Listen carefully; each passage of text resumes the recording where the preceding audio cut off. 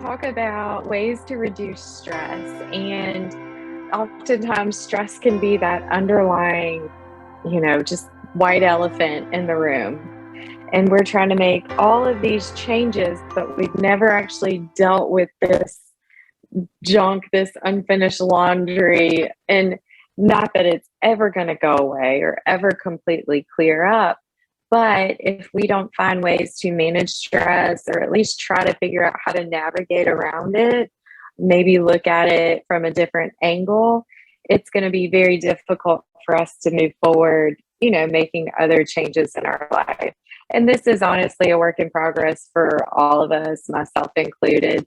And this will always be a work in progress, but it's just something good for us to go back and remind ourselves of that it's okay. Number one, it's okay to not be okay. And also that stress is very normal and to some extent a necessary part of life. So, stress is the body's natural response to something that sees a threat. So, whenever you're confronted with a dangerous situation, whether that danger is real or you imagined it, the body turns its stress on, that fight or flight response. Whenever that happens, it causes us to be more alert, have more energy, but it also produces these extra stress hormones that come along with it, such as cortisol. Too much stress, when it's always heightened, especially if we haven't figured out a way to deal with that, if we haven't decided whether we're going to fight or flight, that cortisol and all the stress is just hanging out up there.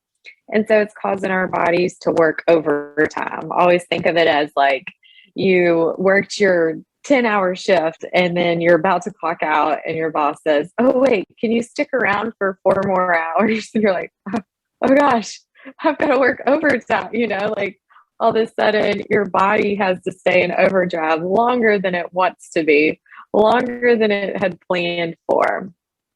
Despite it being something everyone experiences, what causes stress can differ from person to person. Some stress can be good stress. And then, most of the time we think of stress as bad stress. I think of good stress as things like this, like I have a fun webinar where I get to see you and just get to connect with people and do what I love doing. But it does cause, some anxiety or anxious feelings and making sure I'm prepared. So it is stress, but it's not like this horrible stress that I want to get rid of.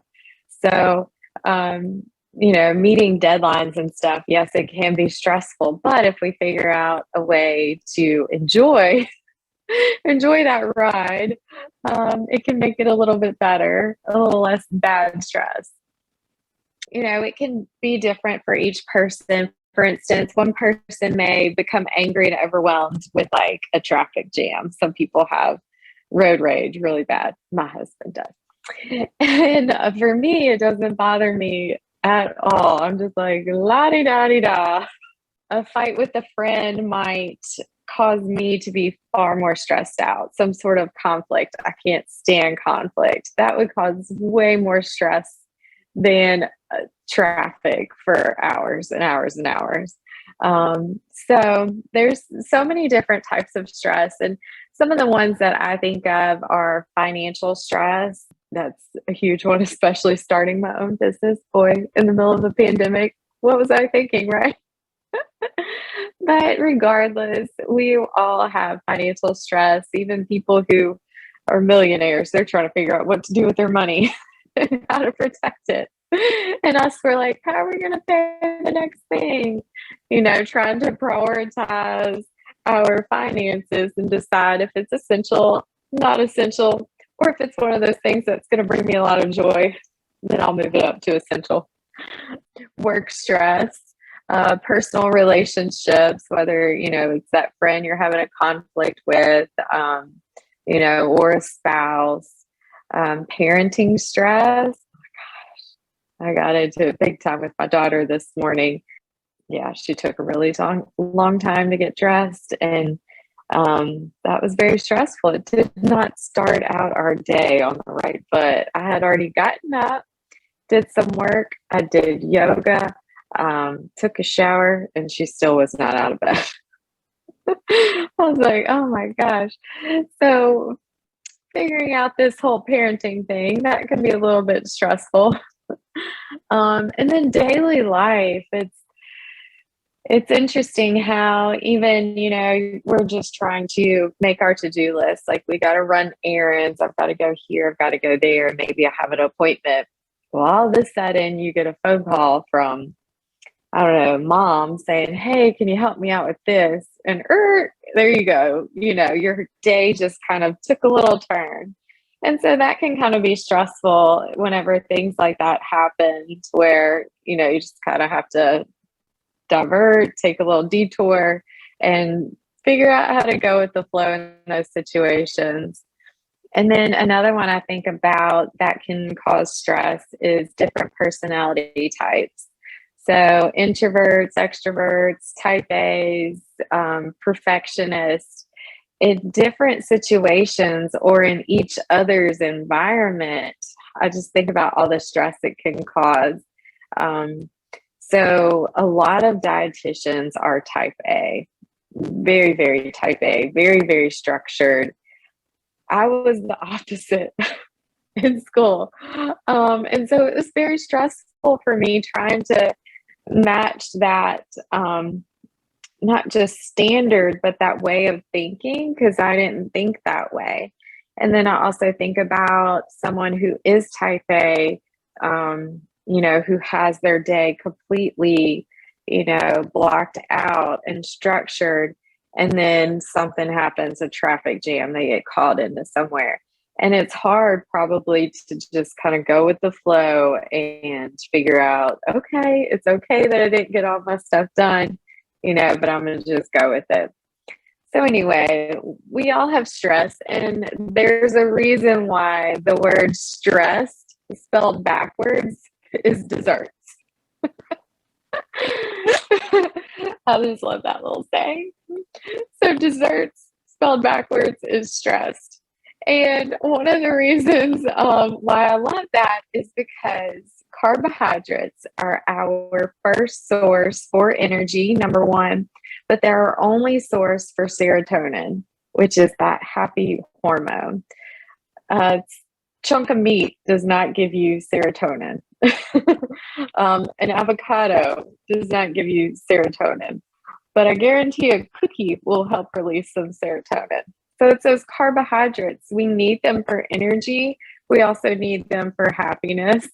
I always say that's why those low carb people are so grumpy. So they took away their cake and their serotonin.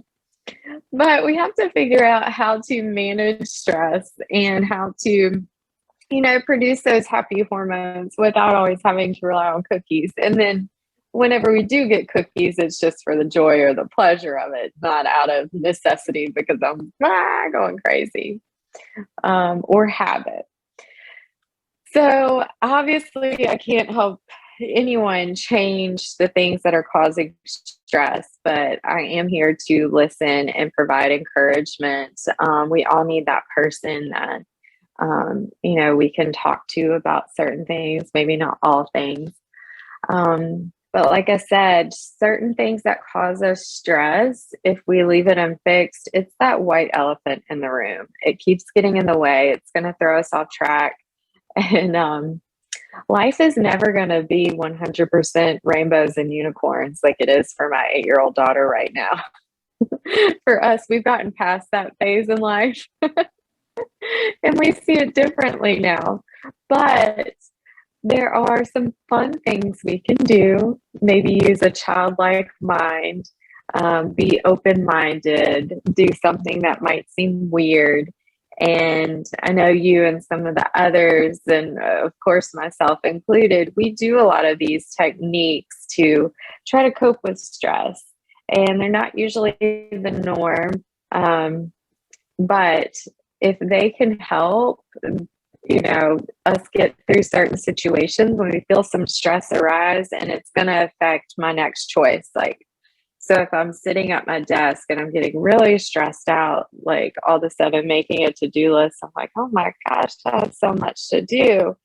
I could either run straight over to my kitchen and grab my daughter's chocolate animal cookies, which they're in there, or B, I could stand up and just stretch, walk away from it. Maybe I could walk out to my mailbox, get some sunshine, check the mail, whatever it might be, just to get away from this for a moment, step away from it.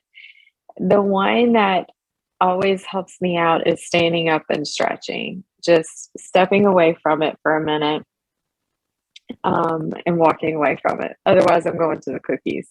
So cookies are that way, mailbox is that way. Luckily, I don't have to walk past the cookies to the mailbox, or that wouldn't help out too much. But let's talk about some practical things that we can do.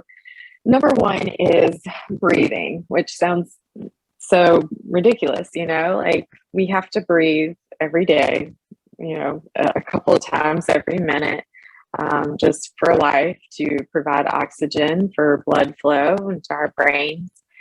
But our breathing, the length of our inhale and the length of our exhale will change in any stressful situation. When we're stressed out, it begins to shorten that length. We'll begin to, breathe more rapidly, inhaling and exhaling more rapidly, especially as our heart rate changes as well. However, in that situation, we can try to lengthen our breath, and then it can affect our heart rate and begin to slow down the heart rate. But what you want to do is inhale through the nose, and then you want to exhale either out the mouth or out of the nose slower than your inhale was. So the emphasis needs to be on the exhale. And it actually affects your parasympathetic nervous system. So it begins to slow down your heart rate without you, doing anything necessarily. It's just kind of one of those things that, is in the back of your mind. But if you just take about 3 breaths, just that big inhale, and then exhale, maybe counting to 6, and then maybe the next time counting to 8, to try to exhale all the breath out all the way until you take your next inhale. It's amazing how it can help you calm down. It's awesome. Which is obviously one of the reasons why I practice yoga. And one of the main points of yoga is that there are poses that are very challenging. And the reason why it is challenging is because you're practicing breathing through a challenging time.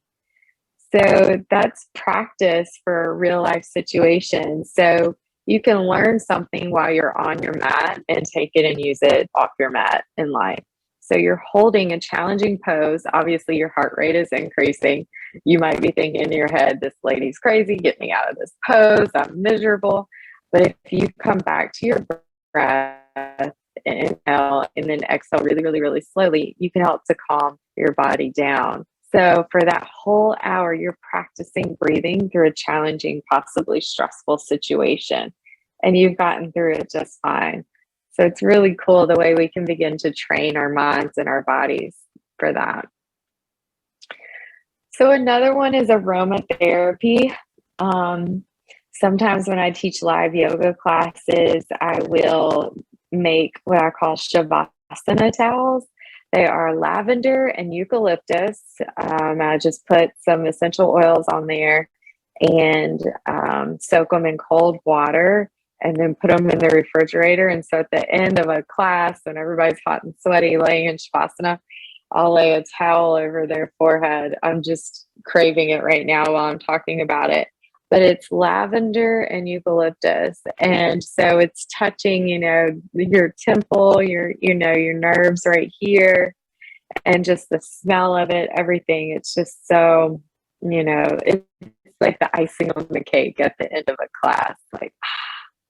So anytime, you want to use essential oils, whether you have a diffuser at your house or the little rollers, that you can put it, have some oil in and roll it on your skin.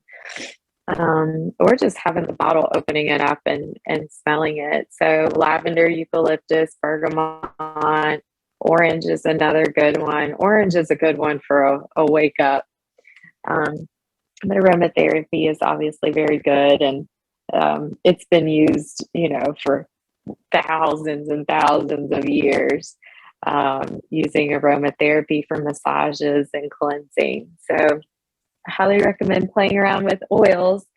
Um, and then also maybe something that is nostalgic a little bit.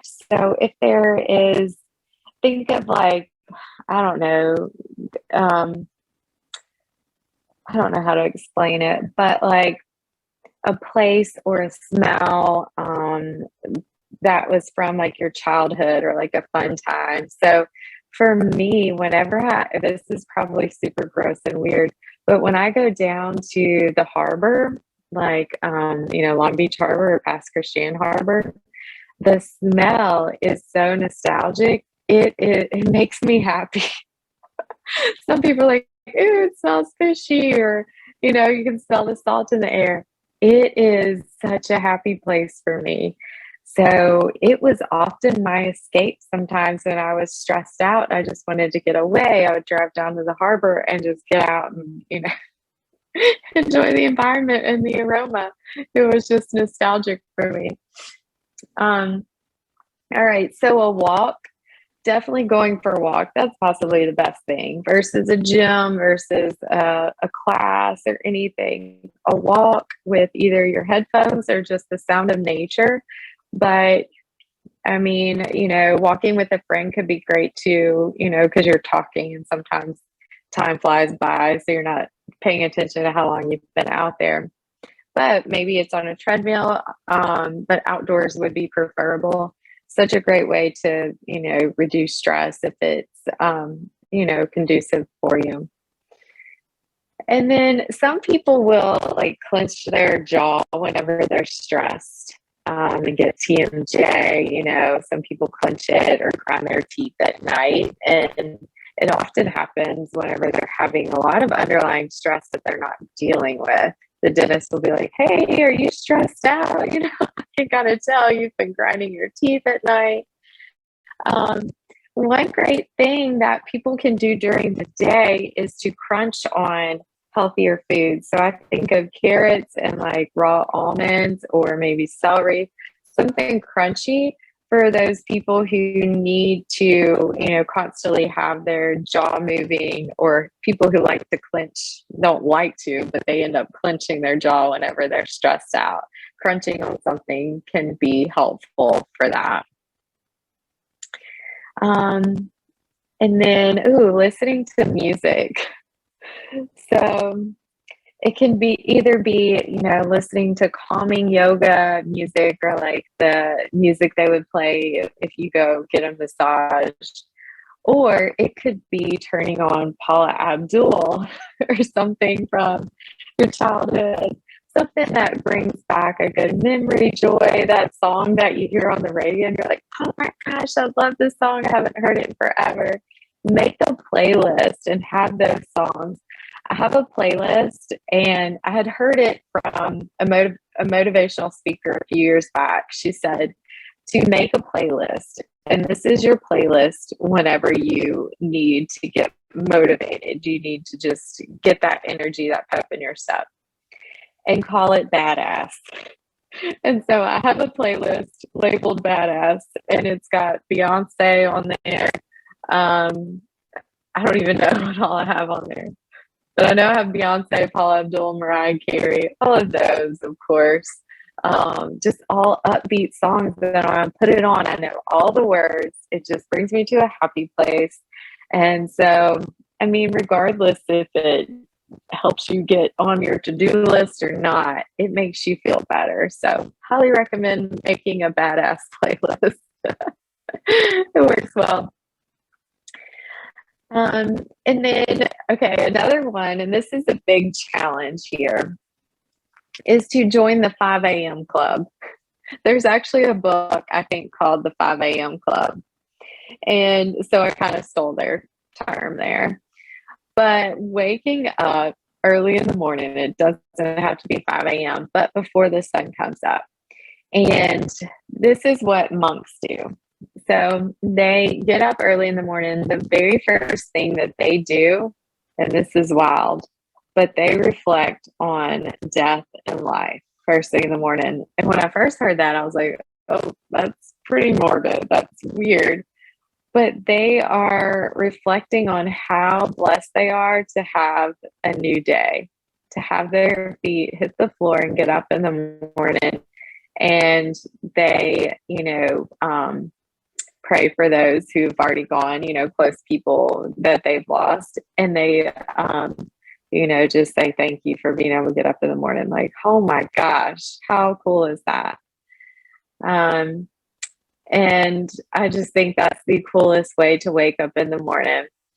And then also just prioritizing, deciding what you're going to do that day, whether it's you're going to cook, go grocery shopping, maybe you're going to eat with a friend, go ahead and thinking about, maybe what you want to eat, just trying to visualize your day, but knowing it's okay if it doesn't go as planned, but just starting to try to visualize it a little bit.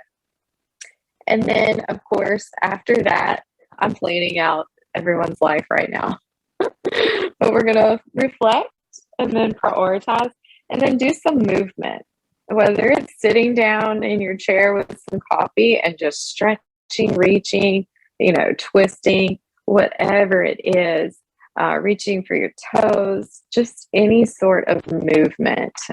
Wake up your joints, roll your ankles, your wrists, or do a workout. Those would be three awesome things that if we all could do that and make it a routine, we would be setting ourselves up for better success to, achieve a better mood starting out in the morning, and possibly accomplish all the things that bring us joy. Let's see. And then two other things that I think are great ways to help reduce stress, bring us joy, so that whatever life changes we're trying to make, maybe we can have better success. So the next one is to have more generosity. So we are actually happier whenever we are more generous, whenever we are more giving. And I know sometimes it's so hard and we often think of, oh gosh, I got to give money, and that can cause stress. But it could be something so simple like helping someone carry something, leaving someone a note. It could just be like a random act of kindness. It doesn't have to be like a charitable, like a monetary donation or anything. But if it was monetary, maybe it could be something meaningful, like you pay for someone's gas. Like you go inside the gas station and say, hey, I want to pay for that person's gas out there. Or I don't know, you could offer it to somebody, or at the coffee station or restaurant, pay for someone else's, pay it forward, pay for their coffee, or leave an extra generous tip to a waiter, even if they didn't like earn it. I know sometimes we gauge their tip based on how well they performed. But what if we just gave an awesome tip and then that made them want to do better going forward? Like they thought about it even more. Like the ripple effect it could have with people not having to ask for it or do anything, like I didn't deserve it. It can make them have such a better day. And then the last thing, the most important thing, is sleep. So making sure we get at least 7 to 9 hours of sleep. That is good quality sleep. Now, if we don't sleep well, 7 to 9 hours, we've got to make those up somewhere. So a 30-minute nap during the day is all that's recommended. No more than 30 minutes. If it goes longer than 30 minutes, your body says, ooh, it must be time to go to bed for sure. And that's when you wake up really groggy and you're like, I can't get out of bed now. I'm done. So no more than 30 minutes. Set your alarm if you do want to take a nap during the day. But, turning off TV, electronics at least 30 minutes before bed, because that blue light makes you think that you're still awake. Your brain activity is still on high alert. Um, and yeah, whether you need to use an eye mask, a sound machine, blackout curtains, whatever it takes to get good sleep, because when we don't get good sleep, it goes back to that thing where we worked that 10-hour shift and then our boss said, hey, stick around for 4 more hours. That's pretty much what we're telling our bodies as well whenever we don't get enough sleep. Say we only gave our bodies 2 hours of sleep and we went hard or we were wide awake all day long. So your body's thinking, hey, it's time for me to rest. My shift has ended. So we just need to honor our bodies and try to get good sleep however we can. Well, that's all I have. All right, sleep well. Have a good night. Bye.